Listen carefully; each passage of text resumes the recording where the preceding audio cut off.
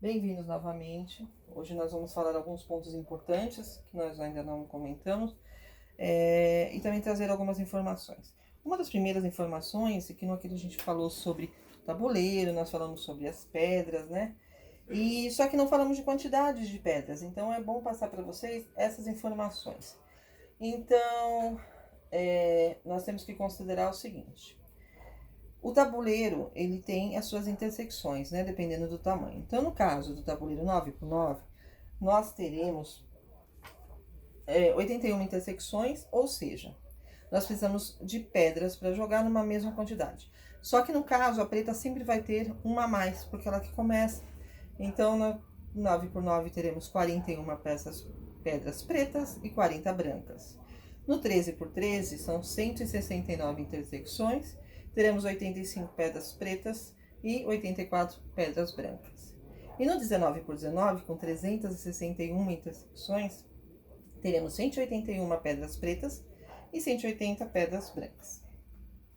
Bom, dito isso, depois eu vou deixar anotado no vídeo, também no material de vocês, até para vocês terem isso e poder ensinar para os alunos, ou até para quando vocês forem comprar os tabuleiros de vocês, se já não compraram, né?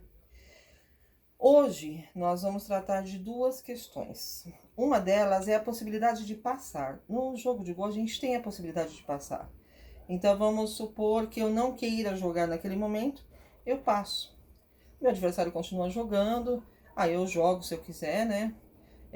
Ou passo novamente, não tem problema. E ele decide passar também. Se eu passo e ele joga, o jogo continua. Se ele passa e eu jogo, o jogo continua. Mas se nós dois passamos ao mesmo tempo, então, ou seja, eu passei, é a vez dele, ele também decide passar, o jogo termina ali. Por que a gente passa? Às vezes, se você for colocar uma pedra no tabuleiro, isso pode dar vantagem para o seu adversário, pode prejudicar uma jogada sua, pode, de repente, terminar uma liberdade que você não quer por causa da questão de poder contar o tabuleiro. Então, no Go, a gente tem essa possibilidade, mas usem com muita inteligência. Agora, a gente vai observar um pouquinho desse tabuleiro, já coloquei aqui uma jogada, e vamos considerar que ele terminou assim. Por que eu preciso que vocês entendam isso? A gente vai contar tabuleiro? Na verdade, eu ainda não vou ensinar a contar realmente como a gente conta, como a gente organiza as peças para contar. Um detalhe que eu vou dar é que, assim, quem conta o seu território é o seu adversário, tá? Isso é uma questão de uma das regras do Go também. Então, a principal coisa que a gente precisa começar a entender, como a Camila já colocou lá os termos, que são aqueles que vocês precisariam começar a aprender a falar, até mesmo para quando ler um artigo, alguma coisa, ter um pouco mais de ideia do que está sendo dito. Então, vamos lá. Nós temos o goquê, que é o pote, né, onde nós temos as pedras, que são chamadas de goiche. E nós temos o futá, que é a tampa do pote, tá? Esse futá, ele também nos auxilia para guardar as peças capturadas, que, portanto, ele passa a ser considerado como um aguerrama, que é onde a gente guarda os prisioneiros. Então, você pode ter um lugar onde guarde o aguerrama, né? Tem alguns jogos que você até verifica, muito bem desenhados, essas coisas aqui é um espaço bem dividido para colocar as capturas, mas normalmente a gente utiliza o futá mesmo e coloca as capturas ali dentro. O que vai acontecer a partir dali?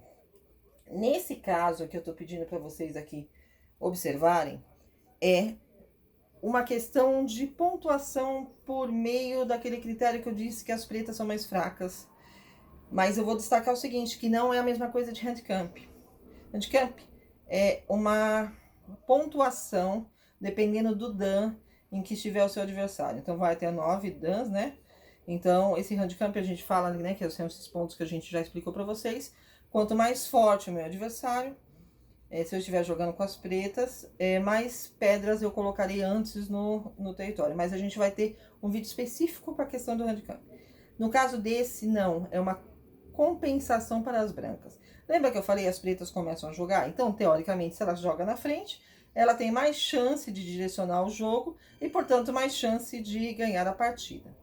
Pensando nisso e já nas vantagens que a preta já tem, né, da questão da pontuação, essas coisas todas, se criou uma compensação para as pedras brancas, que se chama komi. O komi, ele vai depender da regra que se utiliza. Então, você tem regras que vão começam com 2,5, 3 de compensação, dependendo do país, dependendo da coisa.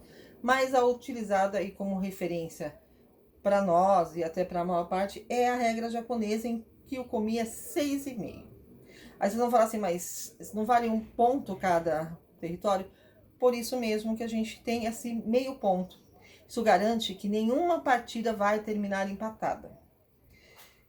Tem uma discussão em relação que teria que ser uma outra pontuação, 5,5 seria o ideal, mas por via de regra nós vamos utilizar as referências das regras japonesas, que falam sobre 6,5. Agora vocês vão entender como que vai funcionar o komi em relação a uma partida. Vamos supor que essa partida esteja terminando, tá? Ela já terminou. Eu tenho no futar peças capturadas pelas pretas e peças capturadas pelas brancas. Então, o adversário vai lá, né? O adversário coloca as pedras, né? No caso, as pretas vão colocar no seu território as pretas, é uma questão até de respeito. Então, ele vai devolver, né? As pedras capturadas, e quando a gente devolve, lembra que a gente tá tirando o território. E as brancas, a mesma questão, tá? Foram devolvidas aqui. E aí, a gente vai contar. Lógico, como eu falei, vai ter uma maneira que é mais adequada, que a gente junta, mas isso a gente vai mostrar depois. Vamos contar de 1 em 1, para não ter prejuízo e não dificultar o entendimento de ninguém. Então, vamos lá. No caso, vou contar as pretas primeiro, tá? Então, temos 9 aqui, né? Mais 9, 18. 19, 20, 21, 22, 23, 24, 25. 26 pontos para a preta. Eu vou até anotar aqui, para que não esqueça, né? É bom vocês também terem isso. Imagina um tabuleiro 19 por 19, ter que lembrar de cabeça. Mas deixa eu só arrumar aqui, gente, para não ficar confuso para ninguém.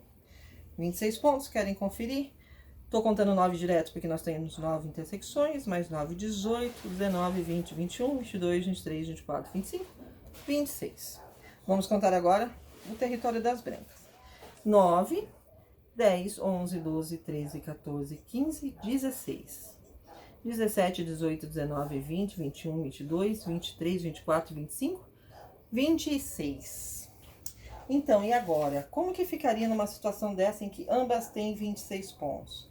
Só que nós temos que lembrar da regra da compensação das brancas. As brancas já começam a jogar tendo 6,5 pontos à frente. Então, nesse caso, teríamos 26 para as pretas e teríamos 32 pontos e meio para as brancas. É sempre bom lembrar da questão do komi quando você está jogando, né? Considerando o território, e até mesmo quando você vai pedir um empate. Porque vamos supor que seu adversário esteja jogando com as brancas e você pede um empate, e ele já observou que com os 6,5 pontos dele ele ganha de você, mesmo que você esteja à frente, assim, com uma diferença de 5 pedras, ou 6 pedras, até 6 pedras não, gente, 6 espaços em relação a ele. Se ele pedir o empate também, termina a partida e ele ganha por meio ponto, tá? Como nós dissemos antes, se entenderam muitas coisas, ótimo. E se tiveram mais dúvidas ainda, excelente. Vocês estão aprendendo a jogar bom.